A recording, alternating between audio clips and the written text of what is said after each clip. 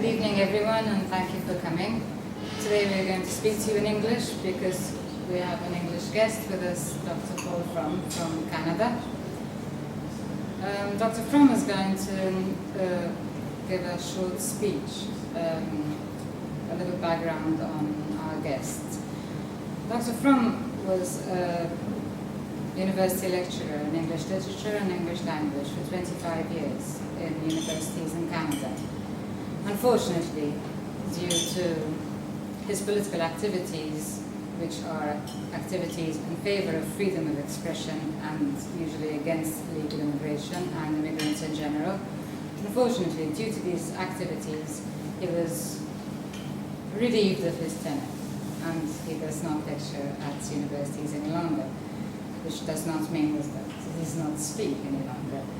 In fact, he is very active in Canada, especially in speeches and in legal cases involving freedom of expression and the defense of people's ability and their right to express themselves freely.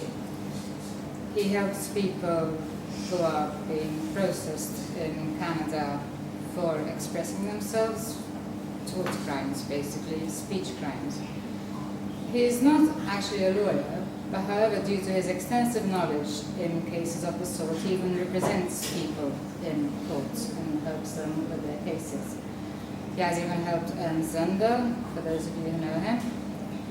And these days, as he is here now, he travels the world and still lectures extensively, not in universities, but in organized groups, where he raises awareness all the time about dangers of freedom of suppressing freedom of speech and freedom of expression.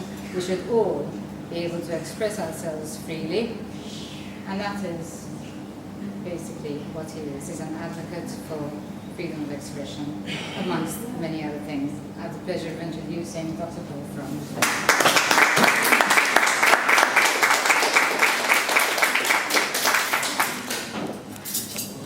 Thank you very much, Lenny, and I want to thank all of you for giving up your Sunday evening to come out and hear me and visit with me.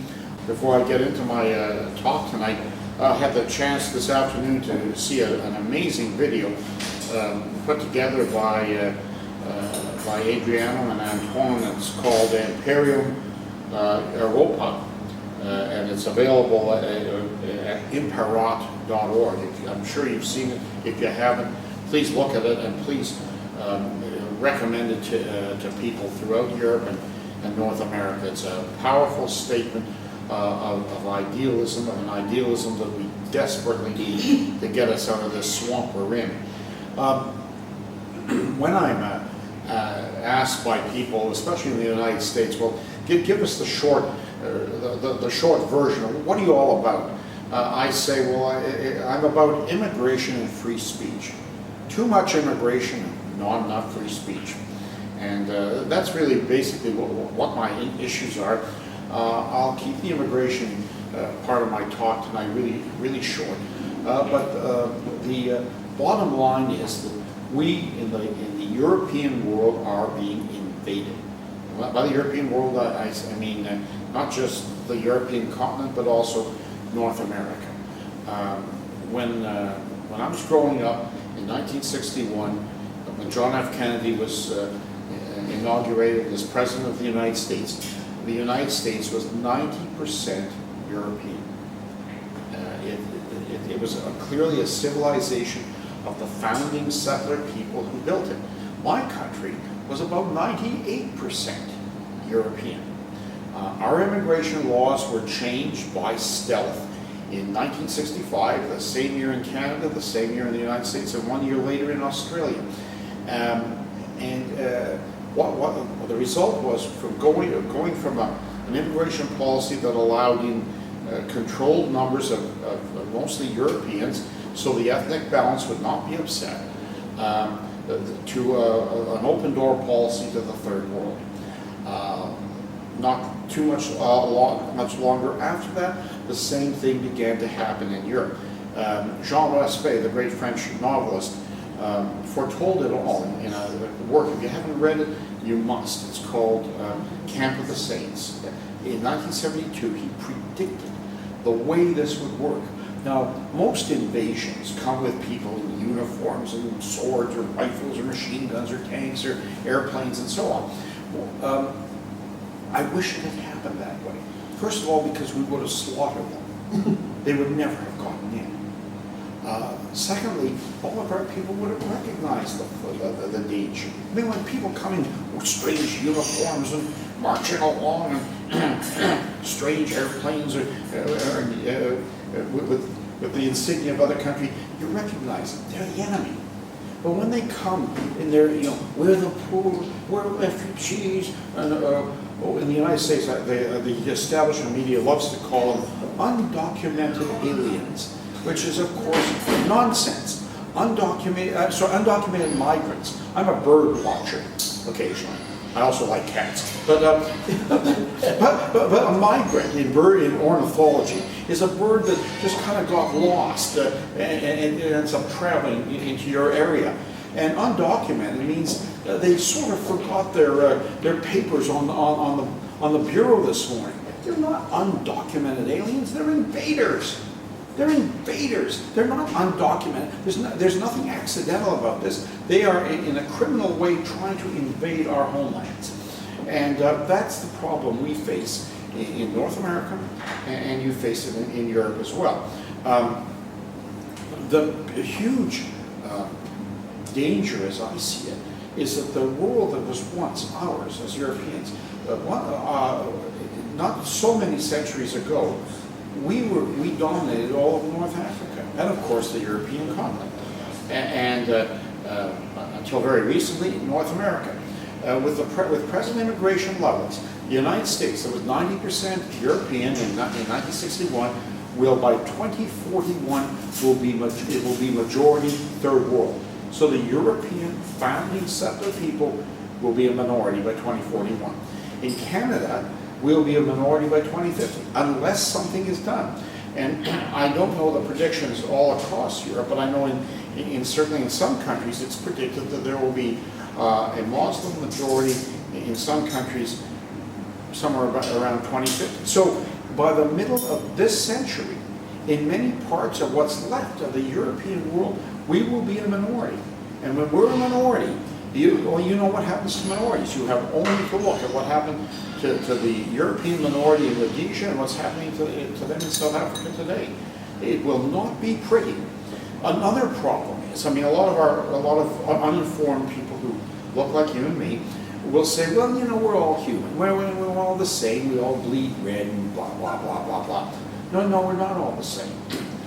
We seem to have a self-destructive gene, those of us who are European, and that's called idealism or compassion. Now, among ourselves, that's a great thing. We see a child fall down the steps and hurt his knee. Well, we feel compassion. We want to pick the child up and take care of it and look for the child's mother, and so on. That's a good thing. Among ourselves, that's compassion and idealism are great. But when we're dealing with people who don't share our views, who don't share our culture, compassion is our undoing.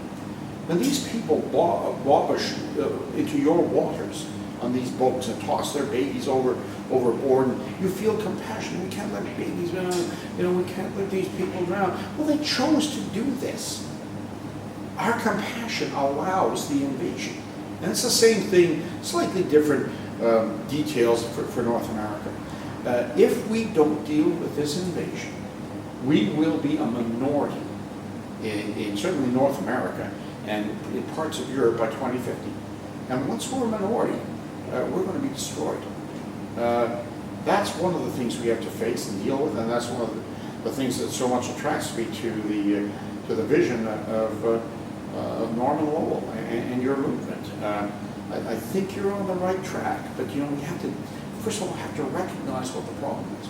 The second issue I deal with is freedom of expression. And it's interesting that about the time that our immigration laws changed, especially in Canada back in 1965, about that same time, they began to bring in anti-hate laws. I don't know what it's like in Maltese culture, but in my culture, mother used to say, don't point at other children and say, call them bad names. If they call them, say to another child, you're a liar, and point. Mother would say, well, you point your little finger at that child, 3 fingers are pointing back at you, because you're really the liar. Well, when they call us haters, they're the haters. They want to destroy our civilization. Isn't that hate? We're not the haters who want to say we want to hold on to what we have and continue the great traditions we have. So in 1965, they began to bring in anti-hate laws in Canada, and they took a number of forms of criminal code and then also human rights commissions. And so for about the last 20 years, I have been actively involved in fighting these laws with some success. We managed to get one of these laws that was aimed at control of the internet. We got it repealed by Parliament after a lot of hard work and agitation. I'd like to give you a couple of examples of how these laws work. A friend of mine, his name is Brad Love, and Brad is the quintessential North American working guy. He's the Protestant work ethic on steroids. He likes to work. He's a construction worker. But he's nobody's fool. So Brad would pick up his morning paper, and read through it, and he'd see something that would attract his attention, and he'd dash off a letter. He might write to a politician, he might write to the editor of a newspaper, he might write to the chief of police. And over a 20-year period, he wrote 10,000 letters. He eventually came to the attention of the authorities, and he was charged under a hate law. He got 18 months in jail. And you might think, oh, well, that's the end of it. That's 10 years ago. Now, 2003, Brad got out of jail. This is what, 2013? Well, when he got out of jail under our law, he was under what was called probation, which meant for the next 3 years, he was not allowed to write letters to any of the original 20 politicians. However, he didn't write to those. He wrote to others. He was charged for breach of probation because he didn't fight the case properly. He did some time in jail. When he got out, he was now not allowed to write to any elected official.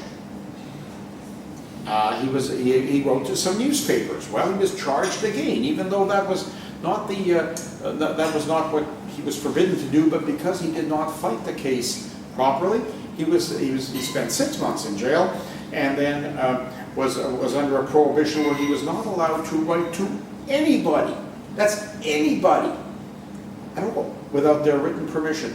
When I tell this story, I'm not talking about Cuba or communist China or North Korea. I'm talking about a country that has a big reputation for being in favor of human rights. Don't believe it.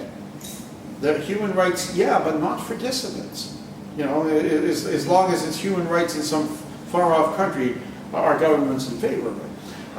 So Brad Love was eventually charged again for breach of probation a year ago, got 18 more months in jail, and if he doesn't win his appeal, he will then be after his 18 months in jail, he'll be under a further 3-year gag order where he won't be allowed to write to any media or political or religious group. That's the way freedom of expression is curtailed in Canada. Now, I think I'm kind of running to the end of my time. I'd be glad to answer questions, but if you have a favorable opinion of Canada as a bastion of freedom of speech, you ought to change your mind. Thanks. Thank you.